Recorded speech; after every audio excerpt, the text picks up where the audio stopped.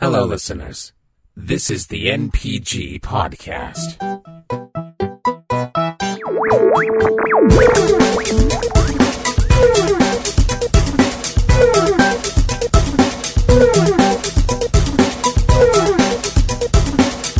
Well, that was good.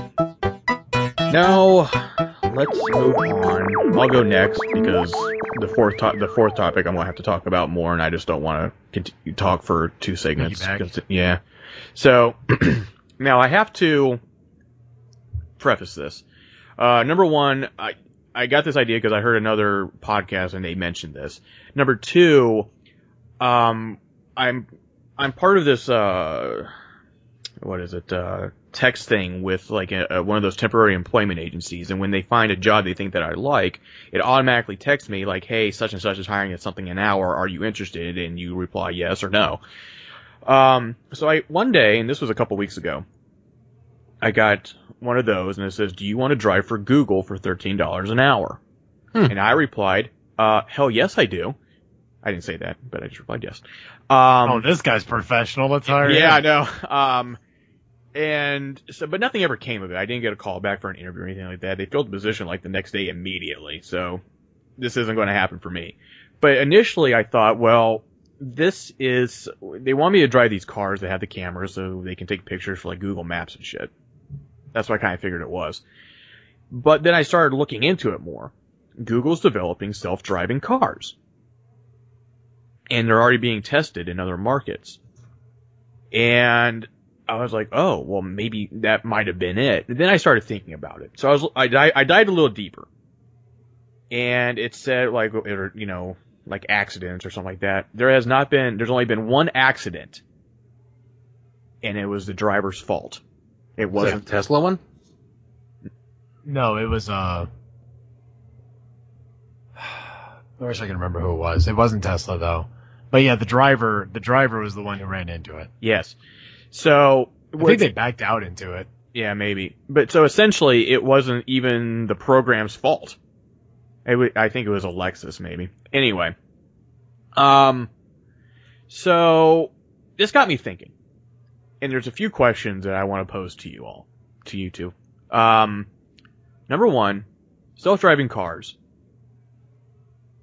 How do you feel about it? Like, are you just like, for me, and I'll just go ahead and start this off. For me personally, I'm like, no. Okay. And the reason why is like, and it's from my own psyche, right? Where I feel I need to be in control. So I'm going to start with this question first. And you guys can go ahead before I get to the second question because I might factor in. Oh, go ahead now? Yes, ma'am. Oh. Okay. I thought you were going to keep going on that for a minute. Steven, do you want to go first? Yeah, I just want to say, the computer which controlled the machines, Skynet. Sent two exactly. Terminators back in time. Yep. So no, fuck the machines. They're gonna like fucking nuke us and create the machine city 01, and then they're gonna blot out our sun with wait, we're gonna do that. We're gonna blot out the sun. Yeah, we I'm do mixing that. That's Matrix. movies together. Yes. I know, I'm aware. Okay, you're just combining. Gotcha. All right. You're a werewolf. I'm just generalizing. Okay.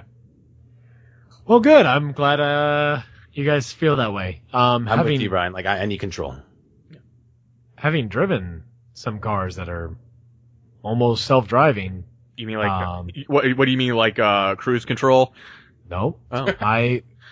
I'm not even sure if I told you this before. When I first moved here, I sold cars. Yes. And that means the newest and flashiest and most expensive because I sold Audi. Mm-hmm. And Volvo. And Volvo is pretty goddamn amazing. They have a goal by this year, and I haven't been able to follow it, but this year is supposed to be 0 fatalities in their cars. Okay.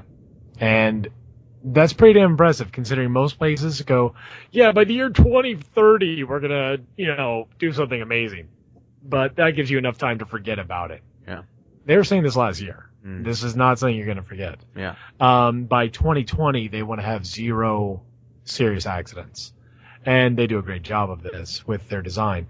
Hands down, if you need the safest car in the world, go Volvo. Yeah. So they're just expensive as shit. But and yeah, many people I sold Volvos to, they kept saying the same thing. I'm only buying this because I would have died any other way in my wreck. So, but anyway, Volvo does have a car that Volvo has a car that practically does self-drive. That's the XC90, and I've driven around town. It's pretty neat. It's not exactly Skynet style. This kind. Okay. This kind, what it is, where they don't kill you. Right. No, it's not hooked up to like a grid or anything like that. What it is it has cameras and designs in it that will monitor your surroundings and drive accordingly. The weirdest part about it is if you're driving normal and this mode is on, if you start to veer to the left or right, the cameras on the side of the car will pick up the lines on the side of the road, and it will self-correct, and the steering wheel will jerk itself. I mean, not jerk itself like crane off the edge. Will it? Oh, okay. That's my kind of car. Good exhaust. But it will adjust itself to straighten it back out on the road. Very neat stuff. You can turn this off too. Another reason why I'm 100% for self-driving cars, 100% of the people, is if we have self-driving cars, we will be able to get rid of traffic lights. And we will be able to get rid of traffic jams. They will no longer exist. The main reason for this is the fact that with computers automating or controlling when you're going and stopping, everything goes at the same exact time. Everything stops at the exact same time. None of this delayed reaction that causes a weird pileup.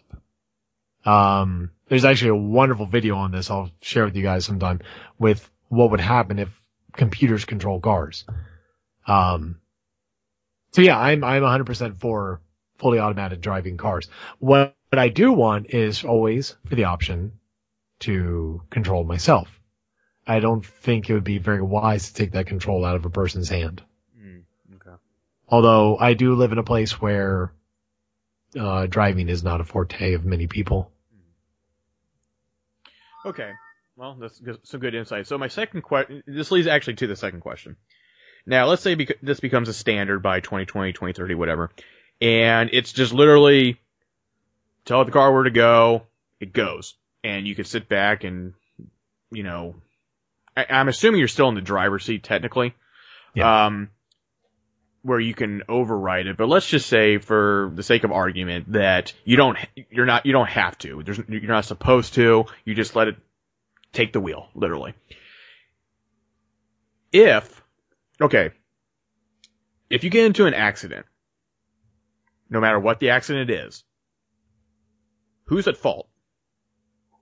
So if there's actually been talk on this kind of thing, with those kind of instances, it would be looked at as a software, by the auto manufacturer, which would have probably ties with your insurance. Mm-hmm.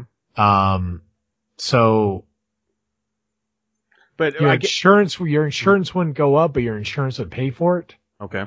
Kind of thing. Mm-hmm. But the auto manufacturer would technically be at fault, so I'm not sure if the insurance company would go to the auto manufacturer, who would also go to the software developer, who is probably the universal software developer.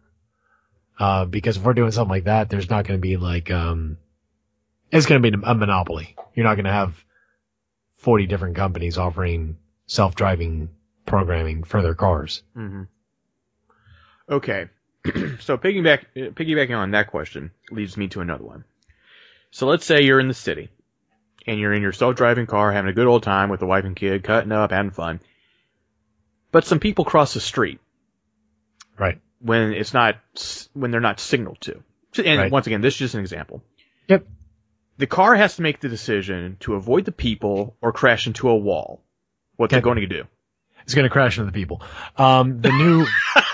oh yeah, those people are fucked. Yeah. Okay. Very No, matter of fact. it's actually already designed on that XC90 I was talking about. Okay. The XC90 for the 2016 year, it has, it's going to sound so crazy to you guys because it sounded crazy as shit to me when I first heard it. It has, cameras all in the front that detect when there's a person walking across the road. Your brakes will automatically kick in. So let's say, the chance happened where, let's do something fast, like a bike. Let's say a bike rode out right in front of your car, where even though you're slamming, the car's automatically slamming on its brakes at lightning speed, the momentum's still going. So the biker hits your car. The car actually has airbags on the hood. Are you serious? I'm dead serious. Whoa.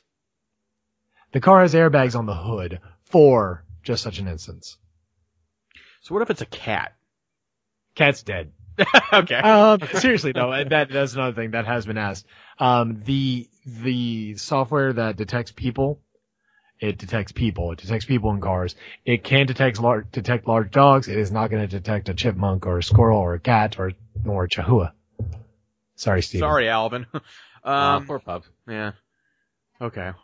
So, yep. There you go. Any more questions? This is fun. I get to try to... No, those are actually only the main ones that I had because I didn't know anything about it, and I didn't think you did either. I thought this conversation was going a way different direction. Nope. I loved studying Volvo because they force you to study about these cars. Right. Unfortunately, you rarely had somebody come in and buy a Volvo. They mostly came in to buy Audis or Volkswagen. But, Volvo has it on top. I'm sure there's other auto manufacturers that are doing similar stuff, but it's rather amazing the way that they, view, driving and how it will be viewed in the future. Okay. Fair enough. Well, I guess that kind of makes me feel a little better about the whole thing in general, but I don't know. There's still that, like, I don't know. That's the way technology is. I mean, I had an old lady the other day, 2 days ago, come up to me at work. I wasn't saying shit to her. And she came up to me and said, "Did you know that having your cell phone in your back pocket is bad?" I was like, what? Because I pulled up my cell phone in front of her. And I said, huh? Man. The radio waves, they're bad for your stuff. I said, well, that's fine. Okay, I don't want no kids. She goes, no, it gives you cancer. And I said, no, it doesn't, ma'am. That's ridiculous. The whole thing about radio waves that are emitted from cell phones is blown out of proportion. The one study that shows that there is an increase in brain cancer, it was a specific kind of cancer that nobody really searched for. Now we actually search for it. So yeah, there's more of a rise of that type of brain cancer. It has nothing to do with the cell phones. It has to do with the fact that we now look for it on a more frequent basis. When new technology comes into the fray, people are naturally against it. It's just our natural defense mechanism. When radios, huge. Right. And when radios first came out, people thought the government not the government, people thought that other people could listen to them. There were scares on that kind of thing. Because if sound's coming out, of course sound can go in and go somewhere else. So this is a common problem.